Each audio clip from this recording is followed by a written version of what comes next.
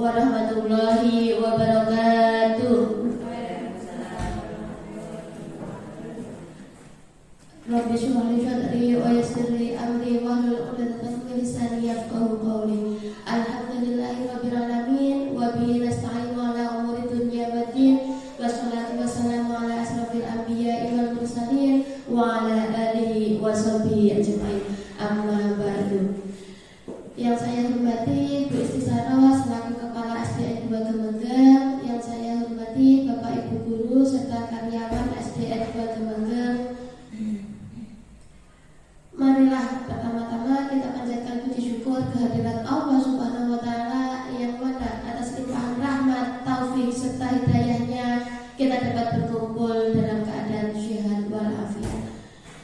Yang kedua, sholawat serta salam marilah kita haturkan kepada junjungan kita Nabi Agung Nabi Muhammad sallallahu alaihi wasallam yang mana syafaatnya kita nantikan kelak di yaumul kiamat. Kita di sini berkumpul dalam acara diseminasi pemahaman dan penerapan budaya positif. Sebelum acara kita mulai, marilah acara kita buka dengan bacaan suratul Al-Fatihah. A'udzubillahi minasyaitonir rajim. Bismillahirrahmanirrahim. Alhamdulillahirabbil alamin arrahmanirrahim maliki yaumiddin. Iyyaka na'budu wa iyyaka nasta'in. Ihdinas siratal mustaqim. Siratal ladzina an'amta 'alaihim ghairil maghdubi 'alaihim waladdallin. Amin. Untuk acara yang selanjutnya yaitu acara diseminasi pemahaman dan penerapan budaya positif yang akan disampaikan oleh Ibu Ayu. Kepada beliau dipersilakan. Alhamdulillahirrahmanirrahim. Assalamualaikum warahmatullahi wabarakatuh. Waalaikumsalam.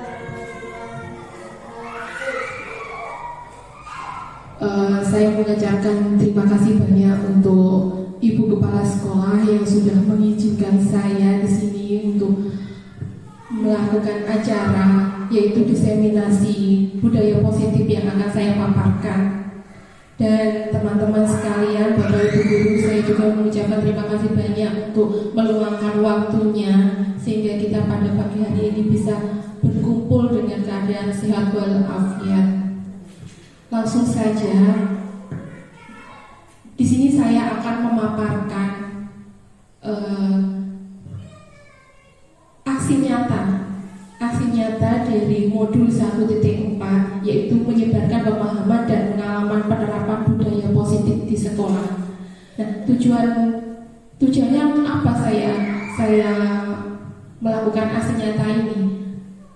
Di sini saya bertujuan untuk melengkapi tugas saya yaitu sebagai pendidikan calon guru penggerak nantinya dalam materi 1.4 ini yaitu penyebaran budaya positif yang akan saya paparkan. Dalam yang sudah saya pelajari bahwa dalam modul 1 itu dalam modul 1 itu terbagi menjadi 4 poin yaitu modul titik 1, modul titik 2, modul titik 3 dan terakhir budaya positif ini di modul titik 4 yang akan saya paparkan. Langsung saja ke materinya. Sebelumnya saya ucapkan selamat datang Bapak Guru, Bapak Ibu Guru hebat. Mari belajar bersama, berkolaborasi, saling mendukung demi mewujudkan disiplin positif di sekolah tercinta kita ini.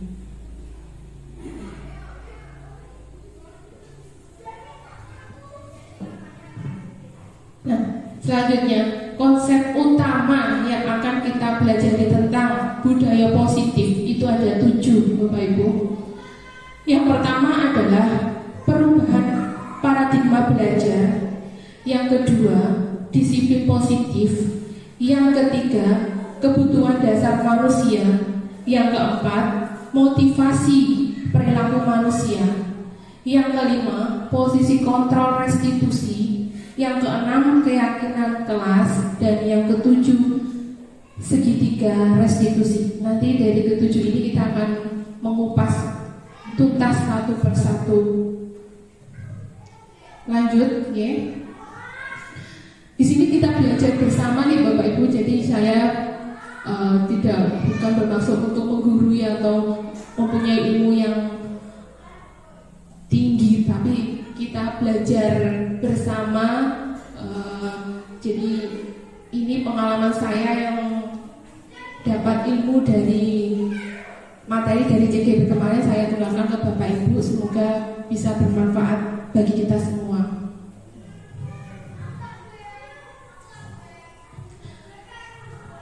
Yang pertama kita akan membahas tentang pembelajaran dengan paradigma baru. Tentunya sudah tidak asing lagi pembelajaran paradigma baru, karena ini terkaitan dengan pembelajaran kita yang sudah kita laksanakan. Karena apa? Karena di sekolah kita sudah menggunakan atau melaksanakan apa Bapak Ibu? Kurikulum merdeka, di mana kurikulum merdeka ini adalah pembelajarannya adalah pembelajaran paradigma baru. Perbedaannya apa dengan kurikulum yang sebelumnya? Kalau kurikulum sebelumnya K13 itu pembelajaran masih klasikal atau masih di siswa masih kita samaratakanlah kemampuannya. Tapi kalau di dalam paradigma baru ini merupakan pembelajaran yang berorientasi pada penguatan kompetensi dan pengembangan karakter yang sesuai dengan nilai-nilai Pancasila. Nah, pembelajaran paradigma baru ini dirancang berdasarkan prinsip pembelajaran yang berdiferensiasi sehingga setiap siswa belajar dengan kebutuhan dari tahap perkembangannya untuk mewujudkan profil pelajaran Pancasila. Jadi metode klasikal yang menyamaratakan murid itu sudah kita tinggalkan ya. Kita sudah mulai menerapkan bahwa kemampuan atau karakter masing-masing siswa itu berbeda. Jadi dalam pembelajaran paradigma baru itu kita harus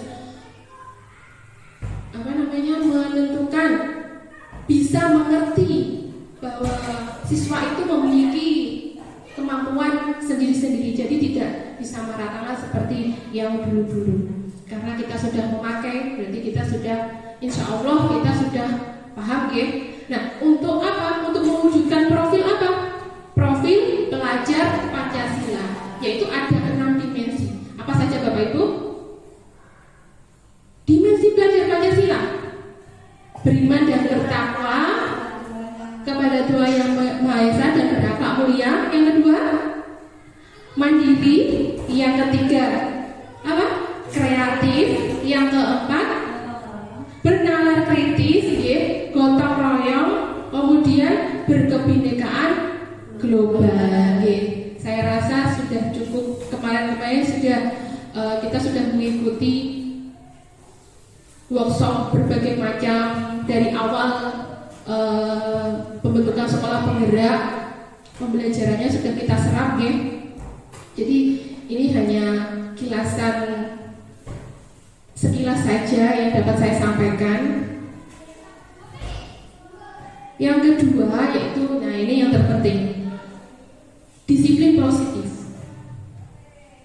Dalam budaya kita, makna kata disiplin itu adalah melakukan sesuatu untuk mendapatkan kepatuhan, dan kita cenderung menghubungkan kata disiplin dengan ketidaknyamanan. Bapak Ibu kalau mendengar kata disiplin, itu yang ada di benak Bapak Ibu apa kira-kira? Disiplin itu berkaitan dengan apa? Peraturan. Kalau sudah berkaitan dengan peraturan berarti pasti akan ada sanksi atau hukuman yang ketika tidak dilaksanakan akan mendapat hukuman seperti itu ya. Nah, kira-kira seperti itu. Nah, berarti kalau ada peraturan semacam itu membuat anak itu merasa apa Bapak Ibu? Yang dirasakan anak itu apa? Apakah mereka nyaman dengan peraturan seperti itu? Apakah mereka tidak ketakutan dengan adanya peraturan seperti itu? Ya kira-kira kan kalau kita sendiri kalau ada peraturan ini kita akan melanggarnya, pasti kita akan takut. Nah begitu juga juga anak didik kita, begitu juga murid-murid. Kalau mendengar kata peraturan, hari ini peraturannya memakai sepatu hitam atau setiap pagi misalnya. Kalau tidak pakai sepatu hitam pasti nanti akan terkena sanksi. Nah, murid itu dalam hatinya sudah merasa ketakutan akan hukuman. Jadi mereka tidak nyaman dengan adanya peraturan itu, gitu nggih. Nah, bagaimana cara menghilangkan ketidaknyamanan itu? Untuk itu kita sebagai pendidik, tujuan kita adalah menciptakan anak-anak yang memiliki disiplin diri sehingga mereka bisa berperilaku dengan mengacu nilai-nilai kebajikan universal dan memiliki motivasi intrinsik bukan ekstrinsik. Jadi gini Bapak Ibu, motivasi intrinsik itu motivasi yang timbul dari diri. Jadi kesadaran diri anak. Kesadaran diri anak. Jadi tidak tergantung dengan peraturan dan aturan yang membuat mereka takut dan mereka tidak nyaman. Nah, peraturan motivasi intrinsik di sini mereka itu bagaimana membuat mereka itu sadar diri akan apa namanya? Sadar diri akan tindakannya. Apakah itu baik dilakukan atau tidak baik dilakukan? Nah, itu merupakan motivasi diri, motivasi ekstrinsik. Sedangkan motivasi ekstrinsik itu motivasi yang tadi, motivasi yang karena dia ada peraturan, ada hukuman, jadi motivasinya itu dari situ, bukan dari dirinya sendiri, tapi dari luar, karena adanya hukuman, karena ketakutan. Nah, itu motivasi intrinsik ya. Nah, untuk disiplin positif itu merupakan salah satu cara penerapan disiplin yang bertujuan untuk menumbuhkan kesadaran serta memberdayakan anak untuk melakukan sesuatu tanpa sogokan, ancaman atau hukuman. Nah, jadi di sini disiplin positif ini kita mengajak anak untuk tidak takut lagi. Jadi mengajak anak untuk memotivasi agar kesadaran dirinya. Nantinya kalau anak misalnya pada waktu upacara bendera pasti kan menggunakan atribut lengkap ya Bapak Ibu. Nah, di situ ada anak yang tidak memakai topi atau dasi. Nah, pastinya kita sebagai guru karena ingin mendisiplinkan anak, maksud kita kan betul nih, mendisiplinkan anak-anak harus memakai atribut upacara yang lengkap. Tapi pada saat itu mereka lalai, tidak memakai. Nah, apa yang kita lakukan? Kalau kita menghukumnya, berarti anak itu pasti akan tidak nyaman, ya? Pasti akan ketakutan. Nah, kalau ketakutan, nantinya pasti mereka akan dampaknya apa? Ketidakjujuran pada anak. Pasti akan biasanya menghindar, tidak mengikuti upacara karena sakit takutnya kalau tidak dihukum. Gitu. Seperti itu, gitu. Lanjut. Nah, disiplin positif ini adalah berdasarkan kebutuhan dasar manusia. Yang pertama kebutuhan dasar manusia adalah kebutuhan bertahan hidup. Seperti kita semua sadari bahwa manusia itu yang pertama itu adalah kebutuhan bertahan hidup. Bukan hanya anak-anak, tapi kita sendiri, orang dewasa sendiri juga menggunakan kebutuhan itu. Kebutuhan bertahan hidup seperti apa? Makan, minum, pakaian, tempat untuk tinggal. Nah, itu seperti bertahan hidup. Kemudian kebutuhan dasar manusia lagi adalah kebutuhan akan kasih sayang dan rasa terima dan rasa diterima. Di sini bisa kita lihat contohnya perilaku siswa, yaitu ketika pembelajaran itu pasti ada salah satu di kelas itu yang kebutuhan siswanya akan kasih sayang itu kurang di rumah. Jadi mereka itu meluapkan di sekolahan. Mereka seperti apa gitu? Seperti ingin guru itu ingin mengasihani, memperhatikan mereka. Jadi mereka tuh kadang-kadang deket-deket, kadang mau gitu. Ada nggak Bapak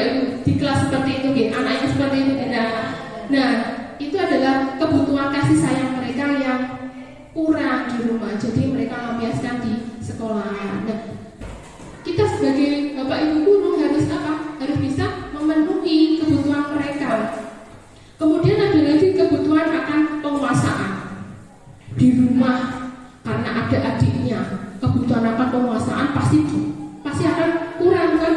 Lebih banyak siapa? Lebih banyak kan adiknya yang berkuasa. Nanti kalau apa-apa sedikit pasti kakaknya yang dimarahi. Padahal dia ingin menguasai mainan. Nah, pada waktu itu kemudian ditunjukkan ke sekolah. Penguasa ingin menguasai segala hal. Ada tidak seperti itu juga?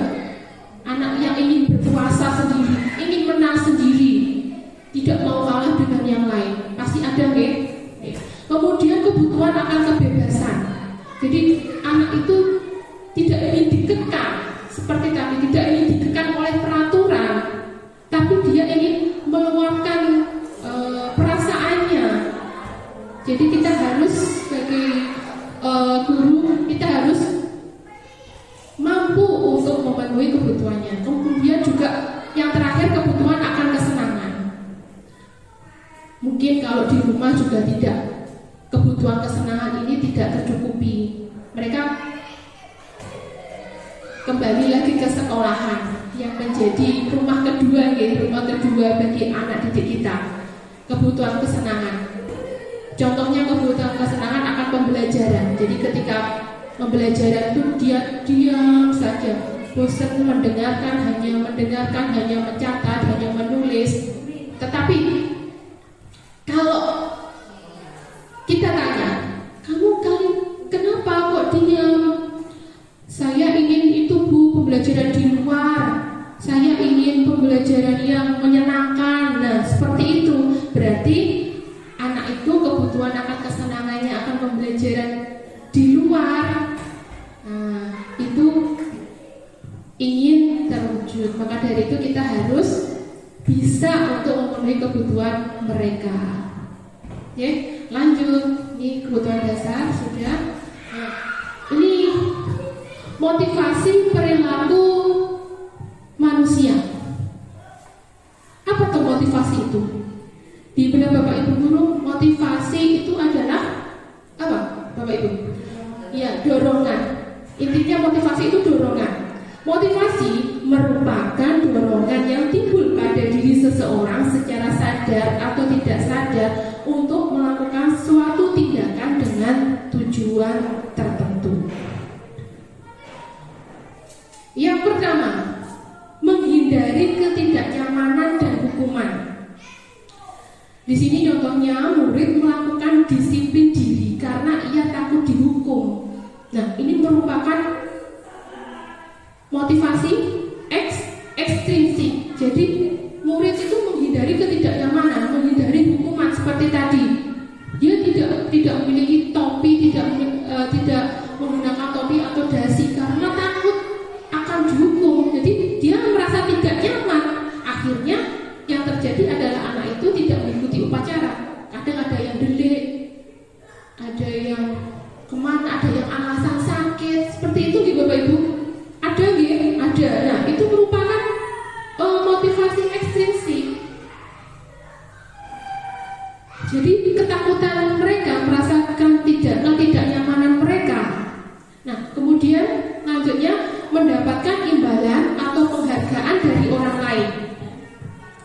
Ini di sini murid melakukan disiplin diri karena ingin mendapat imbalan.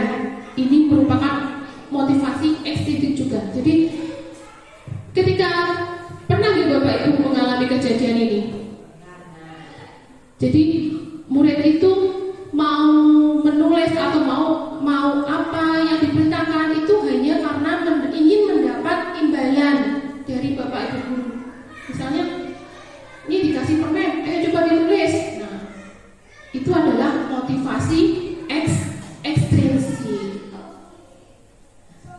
Yang ketiga, dia menghargai nilai-nilai kebajikan diri sendiri.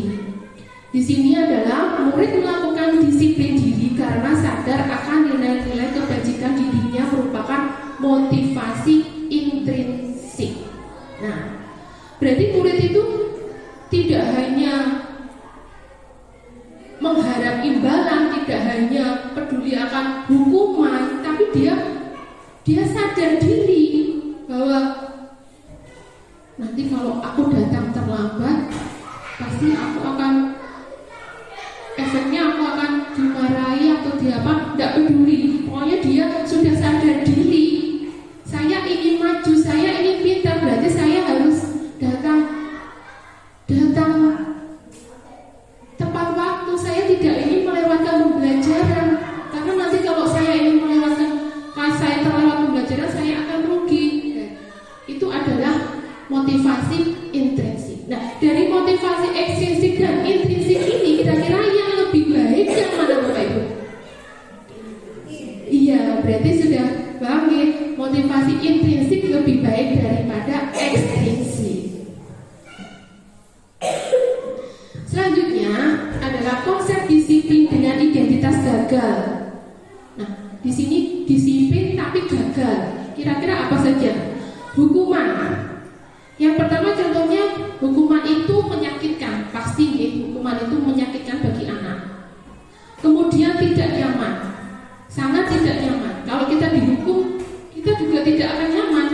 Nah, membuat murid takut. Nah, ketakutan itu akan membuat mereka kadang kalau ditanya tidak jujur. Nah, seperti itu ya. Kemudian memaksa.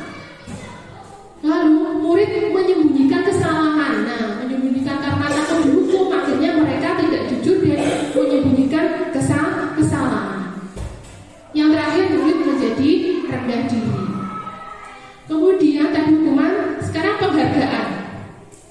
Kenapa penghargaan gagal? Penghargaan tidak efektif. Penghargaan merusak hubungan atau sifat iri. Karena gini, seperti sistem ranking nanti di sini juga ada sistem ranking. Kenapa sistem ranking di sini kita tidak ada ya? Sekarang sudah tidak ada sistem ranking ya. Kenapa? Karena itu menimbulkan perbedaan yang menimbulkan keirian ya Bapak Ibu. Jadi pasti yang dapat hanya siswa-siswa itu saja. Yang lain apa? Yang lain tidak dapat. Pasti akan tidak hanya mereka yang kecewa, orang tua mereka pun juga akan kecewa. Nah, itu juga menimbulkan sifat iri pada mereka. Kemudian juga mematikan kreativitas. Kalau kita sudah memberikan hadiah pada, wah hasilmu bagus, ini Bayu berikan hadiah berupa coklat atau apa, berarti kemampuan mereka itu hanya sebatas itu saja. Tidak, hasilku ini saja sudah mendapat hadiah. Berarti mereka, kalau mereka ingin yang lebih lagi, kan sudah tidak diberi hadiah mungkin. Jadi itu mematikan kreativitas. Menghukum dengan sistem ranking. Sudah ya tadi menghukum dengan sistem ranking. Kemudian merampas hak harga dirinya. Itu konsep disiplin gagal. Nah, selanjutnya adalah konsep disiplin dengan identitas sukses. Konsep disiplin dengan identitas sukses. Di sini ada konsekuensi dan ada restitusi. Nah, kita bahas satu-satu. Konsekuensi itu contohnya penguatan dalam jangka pendek. Di sini saya ambil ini. Bapak Ibu pernah mendengar konsekuensi enggak? Kalau kita melakukan apa, konsekuensinya ini. Ya, konsekuensi itu resiko, betul. Ya, resiko. Jadi, misalnya seperti ini. Anak makan di kelas, minum di kelas. Dia salah atau menumpahkan minuman itu di kelas. Nah, konsekuensinya apa Bapak Ibu? Ya, betul. Konsekuensinya adalah harus membuktikan. Nah, kalau kita bicara seperti itu kan langsung ya, kita berikan konsekuensi langsung. Berarti itu kan dalam jangka pendek. Tidak tahu nantinya ke depannya apakah dia mengulangi lagi atau tidak. Nah, itu penjelasan dalam jangka pendek. Kemudian perlu memonitoring berkelanjutan. Jadi kita harus selalu, kalau kita menggunakan konsekuensi, kita harus selalu memonitoring atau mengawasi gerak-gerik anak itu. mengulangi lagi perbuatannya atau tidak. Jadi kita monitornya secara berkelanjutan. Kemudian harus memberikan stimulus dan respon. Nah, ketika kita memberikan stimulus, itu berarti anak, ayo kamu salah, kamu memutarkan menumpahkan minuman, berarti nah kita yang memberikan stimulusnya itu, berarti kamu harus membersihkan. Terus anak menjawab responnya, ya Bu, saya akan membersihkan. Nah, itu artinya memberikan stimulus dan anak merespon. Kemudian murid menghormati peraturan. Seperti tadi ya, murid tetap taat dan patuh terhadap peraturan, karena konsekuensinya nanti kalau mereka tidak menghormati peraturan akan kena sanksi. Itu konsekuensi peraturan. Kemudian murid kehilangan waktu untuk merenungi kesalahan. Nah, dari kejadian tadi, seharusnya kalau murid menumpahkan minuman, kita beri konsekuensi ya, ayo dibersihkan. Padahal sebenarnya untuk merenungi kesalahan di sini itu murid ingin apa? Ingin meminta maaf dulu, karena yang ditumpahkan ini minuman teman. Jadi dia ingin meminta maaf dulu sebelum disuruh Bu Guru untuk membersihkan. Paham ya? Jadi karena dia melakukan kesalahan menumpahkan minuman teman, dia sebenarnya ingin meminta maaf dahulu kepada teman karena dia salah. Jadi ini murid menghilangkan waktu untuk merenungi kesalahan ini. Sebelum dia merenungi kesalahan meminta maaf pada teman, Bu Guru sudah langsung memberikan konsekuensi untuk membersihkan minuman itu. Itu konsekuensi. Sekarang ini restitusi. Kita masuk ke restitusi. Nah, di restitusi itu seperti apa? Berbeda dengan konsekuensi. Kalau di restitusi itu, murid akan bertanggung jawab terhadap perilakunya. Dia sudah kesadaran timbul dari dirinya sendiri bahwa aku salah. Berarti aku akan minta maaf dulu. Nah, setelah minta maaf, kalau aku salah, saya akan membersihkan meja, membersihkan itu dari tumpahan yang saya lakukan. Nah, itu kesadaran diri timbul dari dirinya sendiri. Kemudian fokus pada pemahaman masalah jangka panjang. Kalau sudah sadar diri, ke depannya jangka panjangnya pasti dia akan sudah ngomongin Bapak Ibu, sudah sadar akan kesalahannya, bagaimana akan dia lakukan nantinya untuk memperbaiki kesalahannya. Jadi tidak perlu kalau konsekuensi kan tadi melakukan monitoring terus, tapi kalau restitusi tidak, dia sudah lepas, percaya pada dirinya sendiri. Kemudian murid menghormati dirinya dan orang lain. Jadi murid itu harus menghormati dirinya sendiri dan orang lain. Kemudian teori kontrol, karena dirinya yang memegang kontrol. Seperti tadi, aku salah, kontrol diri. Berarti aku harus apa? Dia sudah harus bisa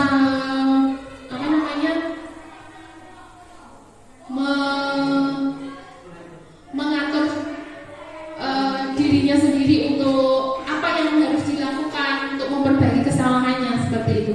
Kemudian murid bersemangat memperbaiki kesalahan. Nah, konsep disiplin pendekatan restitusi. Nah, di sini apa? Restitusi itu tadi belum dijelaskan ya, bahwa restitusi adalah sebuah cara penanaman disiplin pada murid. Jadi disiplin itu, pendekatan restitusi itu adalah sebuah cara penanaman disiplin diri pada murid. pengertiannya dulu sekarang. Proses menciptakan kondisi bagi murid untuk memperbaiki kesalahan mereka sehingga mereka bisa kembali pada kelompok mereka dengan karakter yang kuat. Ini menurut Gosen tahun 2004. Ciri-ciri restitusi. Yang pertama adalah bukan menebus kesalahan, melainkan belajar dari kesalahan. Jadi seperti tadi, mereka belajar dari kesalahan yang dia lakukan tidak akan diulangi lagi karena mereka sudah sadar diri, tidak mengharap imbalan atau tidak takut akan hukuman, tapi sudah akan sadar diri. Memperbaiki hubungan, tawaran bukan paksaan, menuntun untuk melihat ke dalam diri, mencari kebutuhan dasar yang mendasari tindakan, fokus pada karakter bukan tindakan, menguatkan dan fokus pada solusi. Ini adalah ciri-ciri restitusi. Kemudian selanjutnya perbedaan antara hukuman, konsekuensi dan restitusi. Ini contoh kasusnya seperti ini. Terdapat siswa yang sering terlambat datang ke sekolah. Itu kasusnya. Jadi ada siswa itu misalnya si A itu setiap Senin pasti terlambat datang ke sekolah. Nah, kalau kita berikan hukuman, itu pasti bagaimana Bapak Ibu? Guru memberikan hukuman, membersihkan halaman sekolah, guru marah dan murid menjadi takut. Nah itu, kalau kita memberikan hukuman itu seperti itu. Kan yang dulu-dulu pasti seperti itu deh. Kalau murid datang terlambat, kita hukum, ayo sana nyampur dulu. Nah konsekuensinya apa? Nanti pasti anaknya akan menjadi ketakutan. Yang kedua, konsekuensi seperti tadi. Guru memberikan konsekuensi menyuruh pulang lebih siang daripada teman lainnya dan menata buku di perpustakaan. Sama seperti hukuman ya, konsekuensi juga ya. Terus guru tegas dan siap menghormati peraturan, walaupun di sini juga guru maksudnya baik untuk siswa agar mendisiplinkan siswa, tapi dampaknya ke siswa yang akan lain. Nah, berbeda dengan restitusi. Di restitusi ini guru menanyakan keyakinan kelas dan membantu siswa menyelesaikan masalahnya. Jadi ditanya dulu, dipanggil, ditanya baik-baik. Viko, kamu terlambat. Kenapa kok terlambat? Pasti dia mempunyai alasan. Ibu saya sakit, Pak. Saya jadi harus merawat ibu saya dulu. Jadi saya setiap hari terlambat. Nah seperti itu. Kalau kita sudah tahu alasannya, berarti nanti anak sendiri yang akan. Kalau kamu tahu itu salah atau benar, ya Pak, saya salah, dan pasti anak akan menjawab seperti itu. Kalau sudah salah, berarti bagaimana nanti? Nanti saya akan biarkan anak sendiri yang menjawab. Kita hanya menawarkan apa yang kita lakukan. Biar kamu tidak terlambat. Besok apa yang kamu lakukan? Nah, coba biar anak sendiri yang misalnya seperti itu. Misalnya anak menjawab, iya Pak, saya akan berusaha bangun lebih pagi dan merawat ibu saya dulu sehingga bisa masuk sekolah tidak terlambat lagi. Nah, itu maksudnya restitusi. Guru terbuka dan siswa menghormati dirinya dan orang lain. Jadi guru juga lebih dihormati siswa dan siswa juga lebih mempunyai keyakinan seperti itu. Nah, kira-kira dalam perbedaannya antara hukuman, konsekuensi dan restitusi itu yang baik yang mana Bapak Ibu? Yang baik kita terapkan. Berarti restitusi ini, jujur restitusi ini saya baru dengar dan baru memahami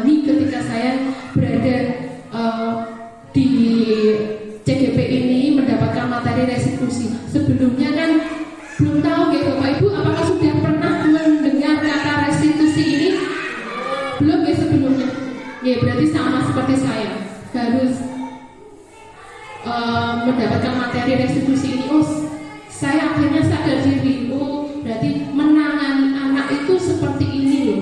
Jadi harus dengan restitusi agar mereka itu kedepannya lebih baik lagi. Jadi hukuman dan konsekuensi kita sedikit-sedikit walaupun tidak berlangsung 180 derajat harus dirubah, tidak, tapi kita memerlukan waktu, membutuhkan sedikit demi sedikit untuk kita rubah. Oke, seperti itu, oke. Nah, kita masuk ke 5 posisi kontrol. 5 posisi kontrol. Yang pertama adalah penghukum. Yang kedua, membuat rasa bersalah. Yang ketiga, sebagai teman. Yang keempat, sebagai pemantau. Dan yang kelima, sebagai manajer. 5 posisi kontrol restitusi. Ini penjelasannya ya. Ada kasus lagi. Kita lihat kasusnya apa. Kasusnya adalah siswa tidak memakai atribut lengkap pada saat upacara bendera. Nah, kasusnya itu seperti yang saya sampaikan tadi. Kalau kita sebagai penghukum menempatkan diri kita sebagai penghukum, patuhi aturan sekolah lalu berdiri di depan barisan, itu sebagai penghukum. Sebagai penghukum ini berarti nanti siswa akan apa? Seperti apa? Perasaan siswa akan apa? Takut, tidak nyaman. Yang kedua, membuat rasa bersalah. Berapa kali ibu guru harus memberitahu kamu, bu guru kecewa sama kamu. Nah, ini membuat anak apa? Semakin merasa takut, karena sudah diperlakukan membuat rasa bersalah itu, semakin salah, semakin takut dia. Kemudian kalau kita posisikan kita sebagai teman, ayolah yang tertib, buat ibu guru bangga. Kali ini tidak apa-apa kamu salah. Kira-kira kalau seperti itu, lama-kelamaan, kalau sekali 2 kali tidak apa-apa ya. Kalau lama-kelamaan kita sebagai guru akan bagaimana? Merasa tidak dihargai. Kalau kita sebagai teman, karena kita bukan teman posisinya. Kalau jangka panjang kita lakukan seperti itu terus. Kemudian sebagai pemantau, kamu sudah melanggar. Apa peraturan dan konsekuensinya? Nah, tadi berarti ada peraturan dan ada konsekuensi tadi. Itu sebagai pemantau, kita hanya memantau. Kemudian sebagai manajer, apakah kamu tahu kesalahanmu? Nah, seperti yang kita lakukan restitusi tadi, kita tanya, kamu tahu nggak kesalahanmu apa? Jadi kita tanya dengan baik-baik. Kita terapkan restitusi tadi ya sebagai manajer. Kira-kira bagaimana kamu memperbaikinya? Seperti itu. Jadi kelima posisi ini yang terbaik yang mana Bapak Ibu yang dipilih? Sebagai apa?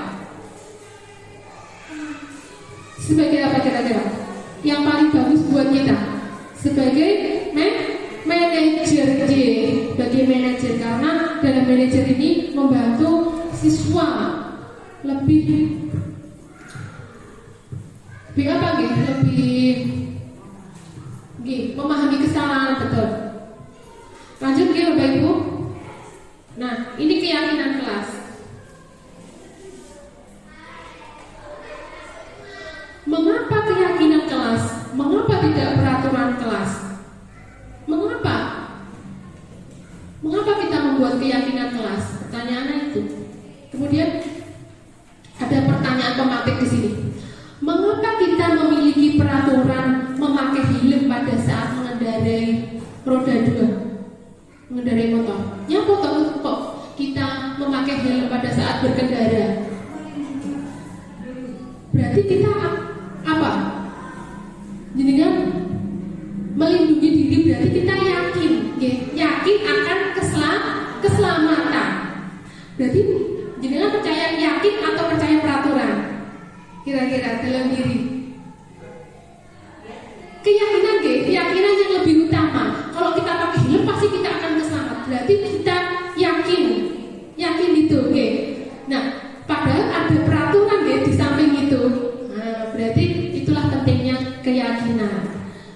Kemudian pertanyaan pematik yang kedua, mengapa kita memiliki peraturan tentang penggunaan masker dan mencuci tangan setiap saat? Kenapa kita memakai masker? Kita yakin akan kesehatan, ya betul Bapak Ibu. Kita yakin akan kesehatan. Padahal di dalam peraturan kan juga ada di waktu dulu di tempat-tempat keramaian harus memakai masker. Tapi kita lebih percaya apa? Keyakinan kelas. Keyakinan maksudnya. Lanjut. Nah, disitulah kenapa keyakinan itu lebih penting daripada peraturan. Maka dari itu saya membuat di kelas saya membuat beberapa kegiatan untuk keyakinan kelas. Nah, keyakinan kelas ini saya buat di kelas saya itu bertujuan untuk apa? Agar anak-anak lebih sadar diri pentingnya disiplin tadi. Jadi anak-anak itu membuat atau menulis keyakinannya sendiri, apa yang mereka lakukan, apa yang tidak ingin mereka lakukan agar kelasnya nyaman. Jadi anak-anak saya tuntun, kemudian berdiskusi tentang peraturan, kemudian mereka menuliskan keyakinan yang mereka dapatkan pada dirinya sendiri. Ada yang ini contohnya Bapak Ibu, kesepakatan kelasnya. Tidak boleh makan di kelas, Bu.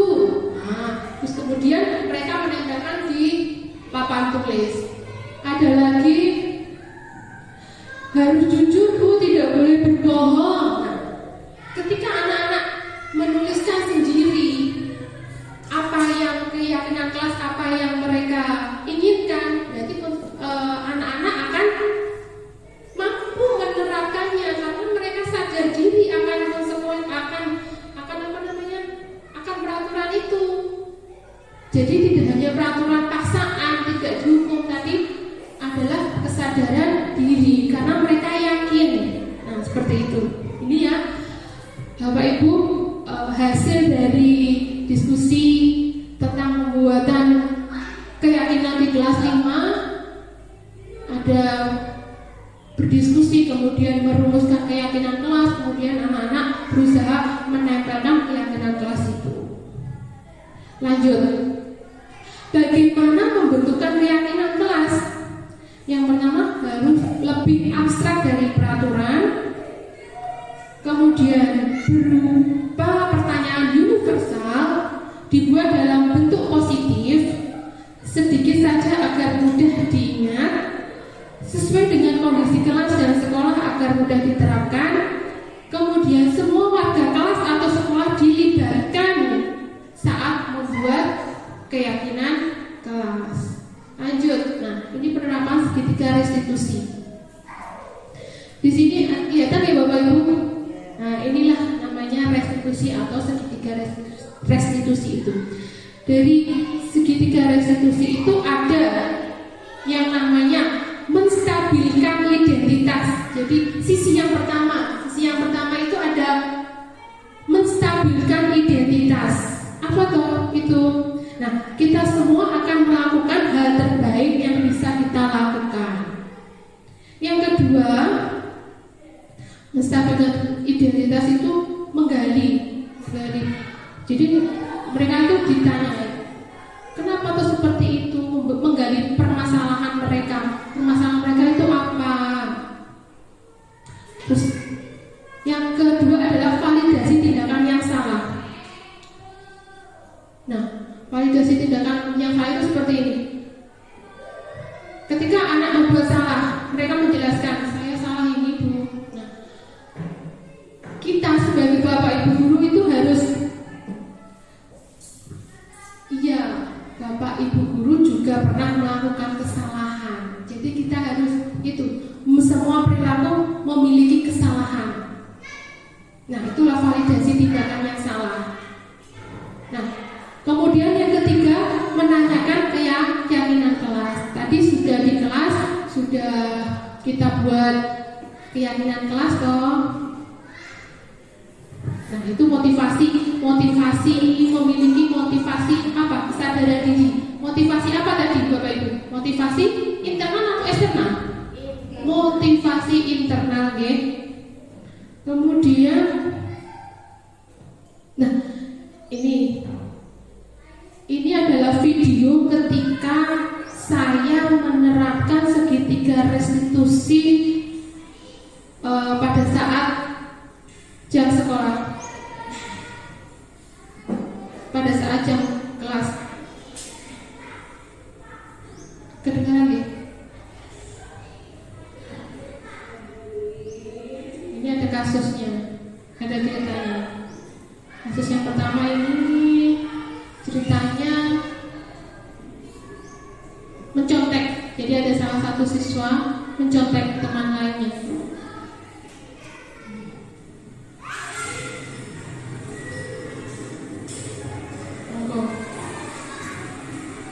Penerapan segitiga restitusi.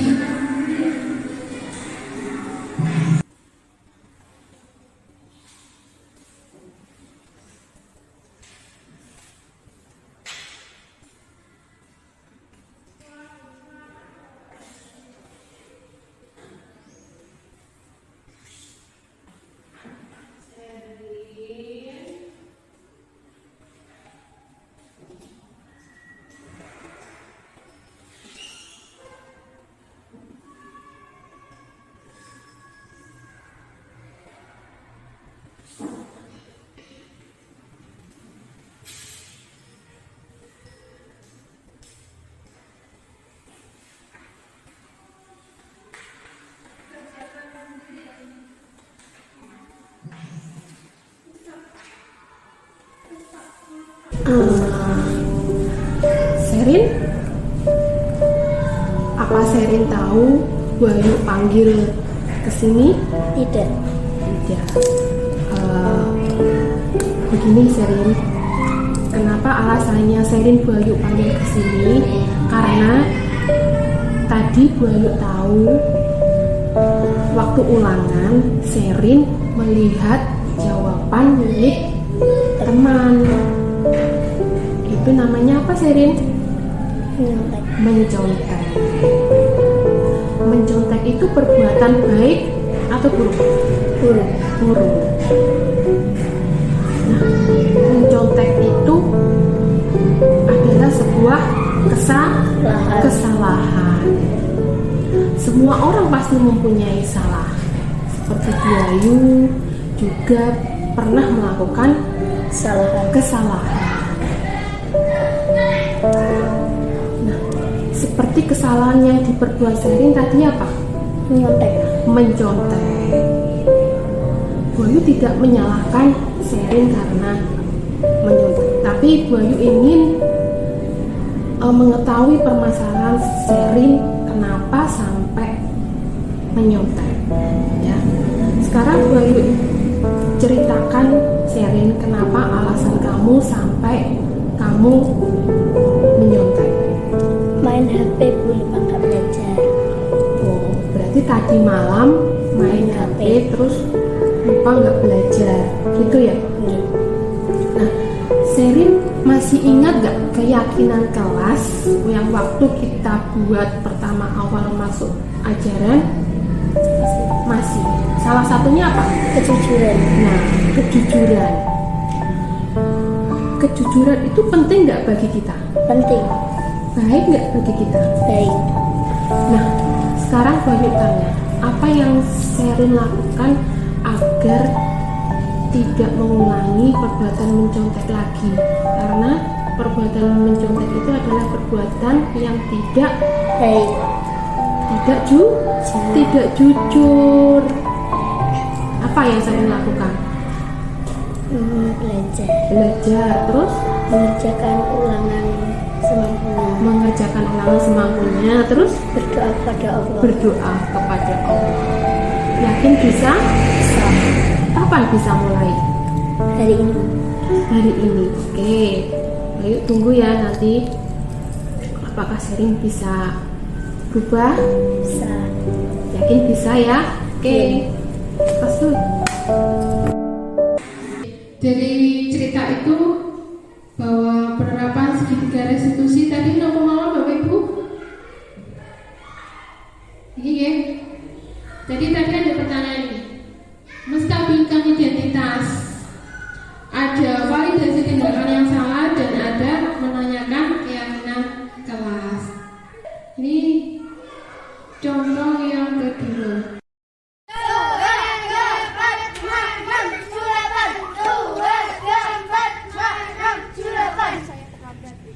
Bersedia, mulai. 2, 4, 5, 6, 7, 8. 2, 4, 5, 6, 7, 8. Bersedia, mulai.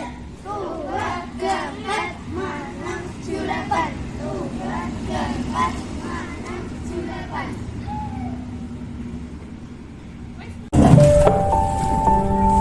Selamat siang Viko. Siang, Bu. Apa kabar hari ini? Baik. Sehat ya? Sehat. Kira-kira Viko tahu tidak kenapa Bayu panggil ke sini? Tidak tahu ya. Tadi pagi Viko berangkat dari rumah pukul berapa? Setengah 8. Setengah 8. Jadi 7.30 ya. Nah, padahal di sekolah sini aturannya itu masuk pukul berapa? Jam 7. Jam 7. Jadi Viko datang terlambat atau tidak terlambat? Terlambat. Terlambat. Oke. Kalau terlambat itu berarti perbuatan baik atau tidak baik? Tidak baik, Bu. Tidak baik ya. Nah, Viko,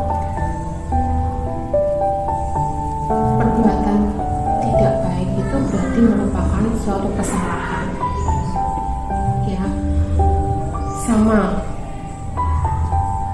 Selain Viko, Bayu juga pernah melakukan kesalahan.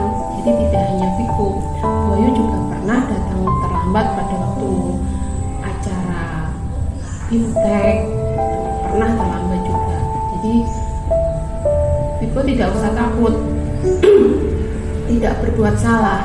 Tapi Bayu di sini hanya ingin mencari tahu apa penyebabnya Viko datang terlambat.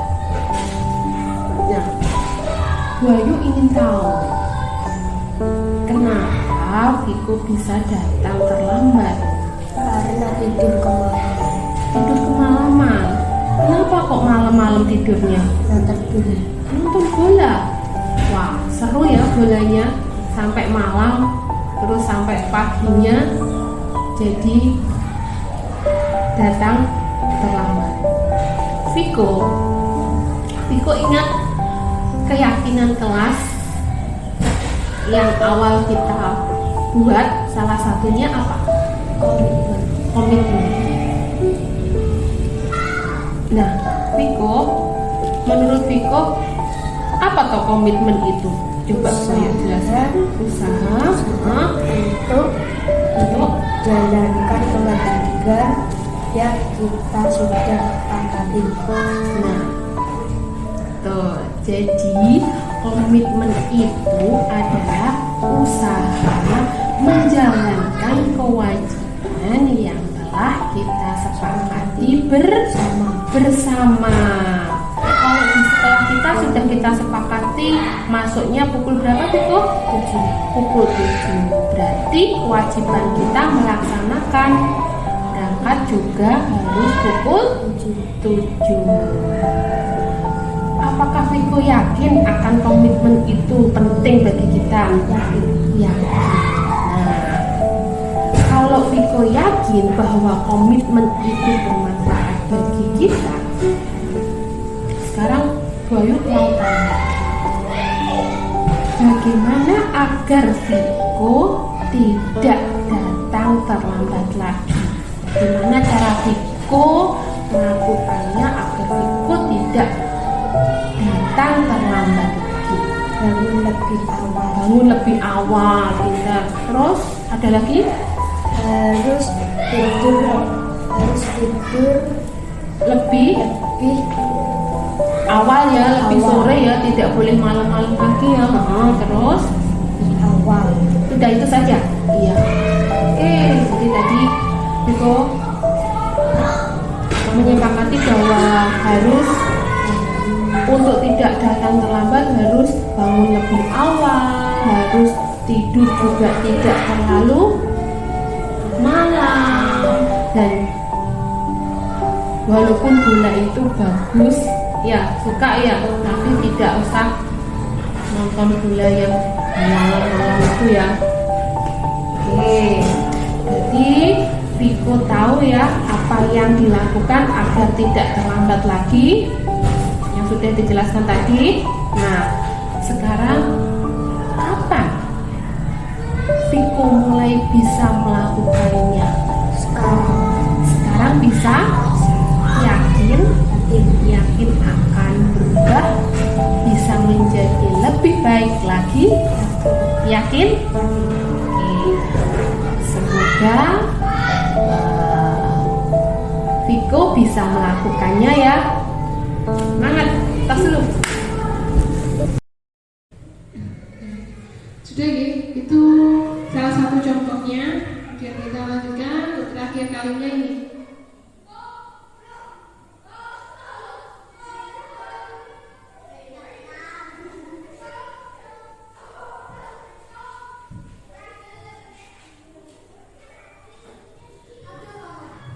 Ini set terakhir nih Bapak Ibu. Semoga contoh tadi dapat menginspirasi kita semua untuk lebih baik ke depannya, untuk bisa menerapkan budaya disiplin positif ya Bapak Ibu.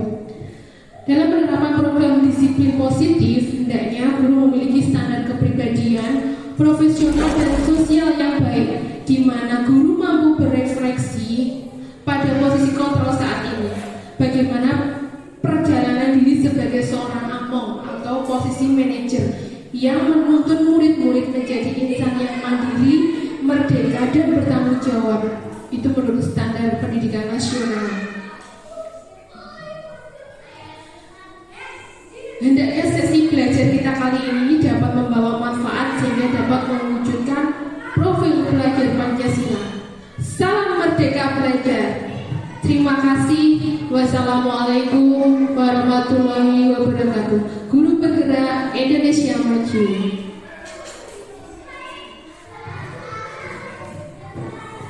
Terima kasih disampaikan.